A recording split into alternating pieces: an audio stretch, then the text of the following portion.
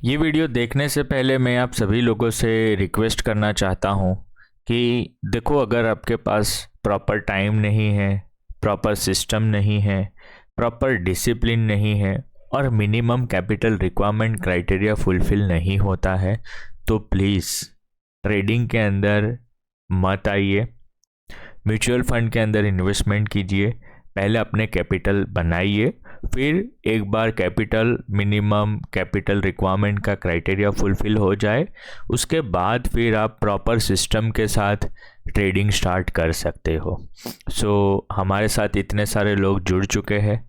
Current SIP book हमारा 65 lakh plus है, AUM 30 crore plus है। तो अपना टाइम बिगाड़िए मत और हमारे साथ जुड़ जाइए।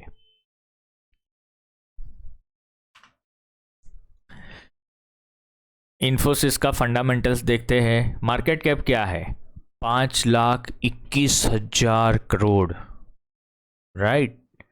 5,21,000 करोड़, काफ़ी बड़ी कंपनी है।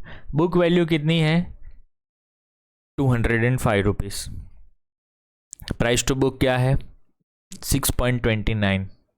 अभी प्राइस कितना चल रहा है? 1,290, करेक्ट। प्राइस टू सेल्स कितना है? 3.07, मीडियम है। प्राइस टू बुक महंगा है, रेड कलर से है ना, समझदार हो आप लोग। वीडियो देख देख के इतना तो समझ में आ ही गया है। अब देखो, ये स्टॉक चला क्यों नहीं है ना, उसके पीछे का एक ही रीज़न है। और दूसरा मैं ये भी आपको बता रहा हूँ कि इसका पी रेशियो इतने पी पे ये ट्रेड होता ही नहीं था। इन्फोसिस और टीसीएस जनरली 30 के पी मल्टीपल पे ट्रेड होते थे। कितने पी मल्टीपल पे ट्रेड होते थे हिस्टोरिकली? अब देखोगे तो 30 के। और अभी का ये पी क्या दिखा रहा है आपको? 19 का, राइट, है ना। सस्ता है, ऐसा है। सोचिए अब यहाँ पर भी कोई क्यों नहीं ले रहा है, ये सोचिए। क्योंकि लास्ट 3 ईयर्स से आपका पैड ग्रोथ है ही नहीं। मार्केट को क्या अच्छा लगता है पता है? ग्रोथ अच्छा लगता है, ग्रोथ। अगर ग्रोथ नहीं है ना तो स्टॉक मार्केट को वो सब चीज़ें अच्छी नहीं लगेगी। प्राइस हायर हाई नहीं बनाएगा। तो लास्ट 5 साल का रेवेन्यू ग्रोथ देखो, डबल डिजिट में ज़रूर से है, लेकिन मार्जिन काफ़ी इम्पैक्ट हुए हैं। EBITDA लेवल पे देखो 12% के आसपास का लास्ट 5 साल का EBITDA लेवल पे CAGR ग्रोथ है। और लास्ट 3 ईयर्स का देखो single digit only 7.65। Pad growth देखो ओनली 6%। 5 साल का पैड ग्रोथ देखो only 10%, right.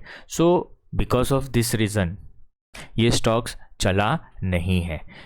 ROE double digit में है, बिल्कुल अच्छी बात है। ऑपरेटिंग प्रॉफिट मार्जिन 20% के थे, बहुत ही बढ़िया है। और नेट प्रॉफिट मार्जिन 16% है। लेकिन जो नया AI फीचर्स आ रहा है, डिफरेंट AIs आ रहे हैं, ज़माना थोड़ा चेंज हो रहा है। तो अगर इन लोगों ने भी अपना रूटीन बिजनेस चेंज नहीं किया, ज़माने के साथ नहीं चले, तो काफ़ी सारे बिजनेस लॉस हो सकता है, करेक्ट। और मार्केट को ये चीज़ अच्छी नहीं लग रही है।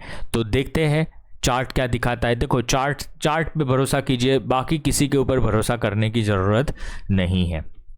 सबसे पहले एकिनाशी चार्ट्स के ऊपर चलते हैं और मंथली चार्ट देखते हैं।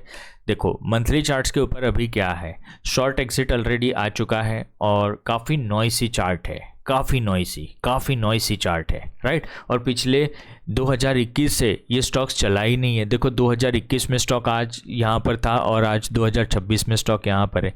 कैंडलस्टिक चार्ट देखते हैं। अब देखो क्या हुआ है, बड़े बड़े सेलिंग स्ट्रक्चर यहाँ पर क्रिएट हो चुके हैं।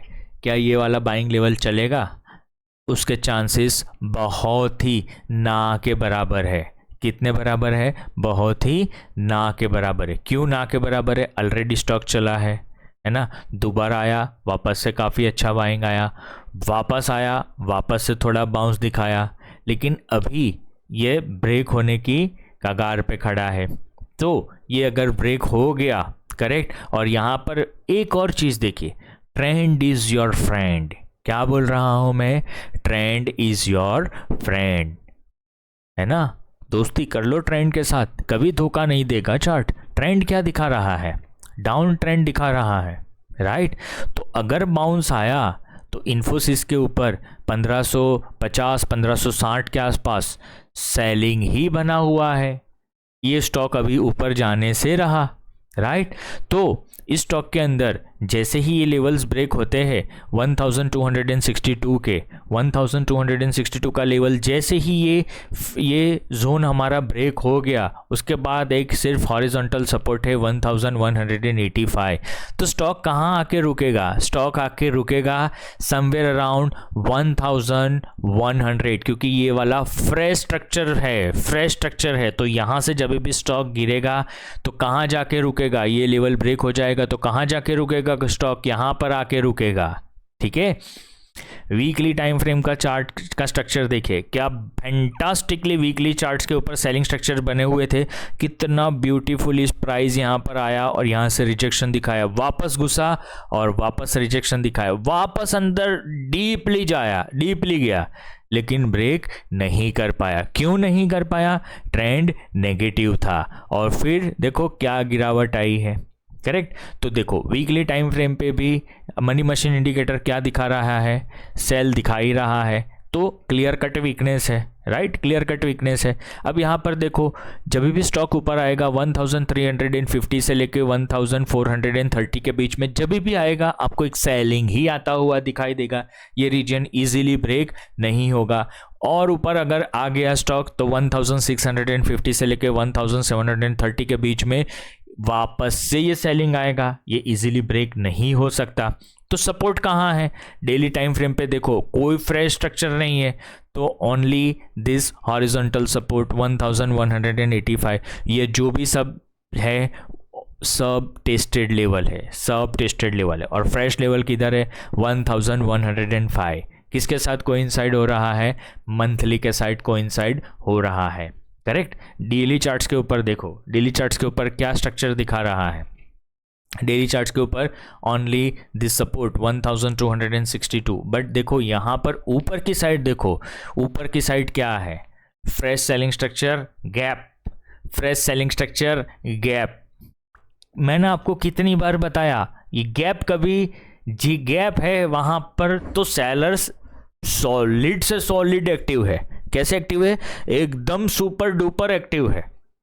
ये गैप इतना इजीली नहीं कंप्लीट होगा।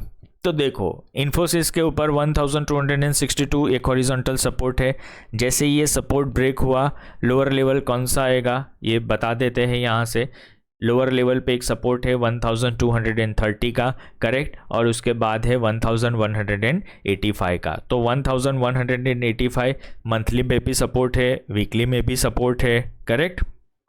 तो ये लेवल्स आप लोग जरूर से देखिएगा 1185। और अगर डेली के साथ अगर हमें मैच करना है तो डेली के साथ और एक ये 1191 के आसपास का एक सपोर्ट है, अच्छा वाला बाइंग स्ट्रक्चर है, और दूसरा वाला buying structure somewhere here, correct. तो सभी टाइम फ्रेम पे देखें तो 1100 के आसपास आने के चांसेस काफ़ी ज़्यादा हाई है। लेकिन वो सब लेवल्स कब ट्रिगर होंगे? जो मैंने आपको वीकली और मंथली में बताया कि जैसे ये लेवल्स आपका ब्रेक होगा उसके बाद, करेक्ट, ये 1258 या 1255 जो भी लेवल्स है ये ब्रेक होगा, उसके बाद आपको यहाँ पर आता हुआ दिखाई देगा।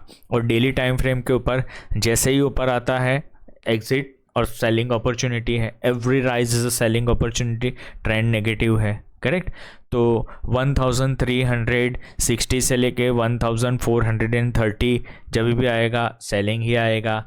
जब भी ये गैप के आसपास आएगा, कौन से लेवल से? 1435 से लेके 1470 जब भी आएगा सेलिंग ही आएगा। देखो यहाँ पर भी सेलिंग है 1497 से लेके 1520 सेलिंग ही आएगा, करेक्ट। देखो ये सेलिंग लेवल बने थे, प्राइस ने टच किया और धड़ाम से गिर गया, देख रहे हो आप लोग, राइट। और देखो ये कितना पुराना सेलिंग था, ये सेलिंग कब बना था?